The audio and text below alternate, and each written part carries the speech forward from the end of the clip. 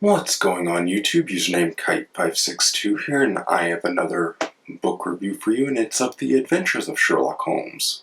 Now, this story is the first of 5 volumes of the short story collections of Sherlock Holmes. Now, there's the Adventures of Sherlock Holmes and then the Memoirs of Sherlock Holmes, which I know that they're the first 2 in the series, but I'll leave a little graphic up here behind this door, and if Steve Donahue sees this video, what's behind that door is a bathroom, so I just don't want anyone to see that, so there's that. But anyway, this review is of The Adventures of Sherlock Holmes, so sit back and relax and listen to what I have to say. This review is spoiler free, so just sit back and relax and listen to what I have to say. Now, with The Adventures of Sherlock Holmes, it's a collection of 12 short stories, and some of them stood out to me, but all 12 were a really enjoyable experience to me as a reader. So sit back and relax and listen to what I have to say about my thoughts on The Adventures of Sherlock Holmes. So, the stories within Sherlock Holmes are as follows: A Scandal in Bohemia, The Red-Headed League, A Case of Identity, The Bosecomb Valley Mystery, The 5 Orange Pips, The Man with the Twisted Lip, quite enjoyable if I say so myself, The Adventure of the Blue Carbuncle, The Speckled Band, The Engineer's Thumb, The Noble Bachelor, The Beryl Coronet, and finally The Copper Breeches. So, again, I'll leave the stories in the description down below so I don't have to keep on looking up and down at my notes, but I have some thoughts written down on here with, again, this review spoiler free, so let's get on with it. So with The Scandal in Bohemia, I have to say Irene Adler was a great adversary for Sherlock Holmes, since I think she was one of the women that Sherlock Holmes acknowledges as a very worthy adversary to go up against. And again, The Scandal of Bohemia deals with her stealing a picture of like a king of some sort of mystery kind of deal. But again, this review is going to be spoiler free, but I really thought The Scandal in Bohemia was a really good starting point within this story. So it was all in all an enjoyable experience. Very descriptive, and still had that really solid grip as a Sherlock Holmes novel, like A Study in Scarlet and then The Sign of the Four. But I do have a review of it up here in my Sherlock Sundays playlist, so definitely check that out up here. So with the next story, The Red-Headed League, it was simple to the point after a reread. Like with this story, it was a typical bank heist, but it had some twists and turns that kind of confused me with the first read around, that I had to reread it, but I just love how some of these scenes were descriptive and described within the story. So for story number 3, A Case of Identity, it was a predictable conclusion if you observe and examine the details of Miss Mary Sutherland's missing fiancé, a Mr. Holsmer Angel. But I have to say, again, the twist was predictable, but it was still a quite enjoyable story. So I have to say, number 4, The Bosecomb Valley Mystery, it was a solid descriptive murder mystery story where a young son is accused of murdering their father in front of a lake.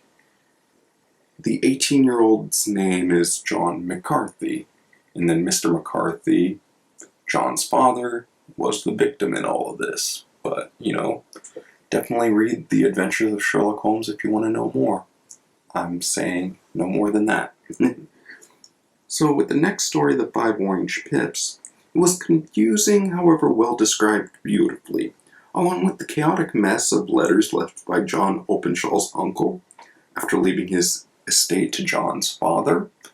And I have to say, I'm surprised in this time that London, England didn't know who the KKK were, so that's all I'll say about that. But all in all, The 5 Orange Pips, or pits, if you want to be more specific, is a story where John Openshaw's father would get this strange letter with five orange pits in it, and it's the letter addressed from KKK. And yes, that is the same exact KKK that I'm referring to. So, there's that. So anyway, the next story, The Man with the Twisted Lip, it was a really wonderful murder mystery with the use of, like, disguises. I mean, I have to say one scene that I still remember from this story is when Sherlock told Watson to, like, walk away, and as he was, like, still sitting on a bench, you could see Sherlock's face slowly contort back into a younger, more youthful face when there used to be a mysterious old man sitting at that bench, but it turned out to be Sherlock. So I thought that was a pretty enjoyable experience as a whole from that story. And so for story number 7, The Adventure of the Blue Carbuncle, it was a solid, straightforward whodunit kind of mystery. However, a scandal in Bohemia and the man with the twisted.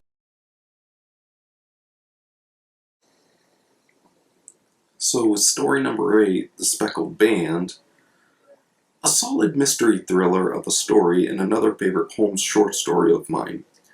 Grimsby Roylott is a really memorable character in my opinion. So, I have to say the next story, The Engineer's Thumb, it was a tale of Victor Hatherley, a hydraulic engineer. Apparently, the man's thumb was either cut or torn off as Dr. Watson examined his new patient. Overall, a cozy adventure of a short story with an unexpected twist.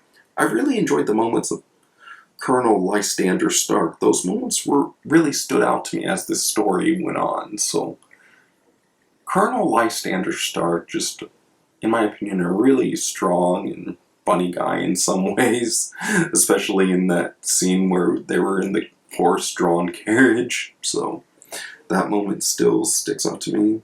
So, the next story is number 10, The Noble Bachelor. Robert St. Simon is to be married to a Miss Hattie Doran, the daughter of a Californian millionaire. Alice St. Simon is the mother of Robert St. Simon. So I just put down that in the notes just to keep details in left and right. So my final thoughts for this story, it was enjoyable but slightly confusing story, again like many of the others. It was difficult to follow who was talking when. You really have to look carefully at the lines when it comes to reading a Sherlock Holmes story. So, for story number 11, The Beryl Coronet, Alexander Holder is a banker of Holder and Stevenson Bank located in Threadneedle Street in London. Overall, enjoyable whodunit kind of story. Almost a good chunk of these stories are kind of whodunit mystery kind of stories. Overall, the story was enjoyable. It was more dialogue heavy with the little to no solid environmental descriptions in my opinion. So, with that said, story number 12, The Copper Beeches, it was an enjoyable trying to break away from someone's control when they have too much power. Mr. Rucastle is quite the antagonist in my opinion, and I really feel bad for Alice Rucastle for all she had to go through, which she's not the main customer of Sherlock's. It was a Miss, like, Violet Hunter, Vivian Hunter, somewhere around there. It was like a V name. Violet, I think it was. If I'm wrong in the comments, please let me know down below.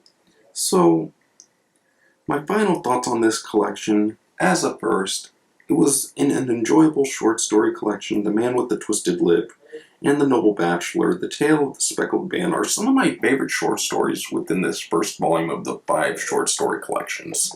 I mean, regardless of it just being 12 short stories, they still hold the same impact as a regular Sherlock Holmes novel. So, yeah, that was my first review of The Adventures of Sherlock Holmes, and that's video 1 of 5. Yes, I'm going to be reviewing all 5 of these collections, so leave a like, comment, subscribe if you enjoy the content of this channel. And again, thank you all for subscribing. I do have some social media links also in the link down in the description below. I also have a Discord for this channel, so check that out when you can. So this is Kite562 signing out, and as always, I hope you have a wonderful day, everybody. Later.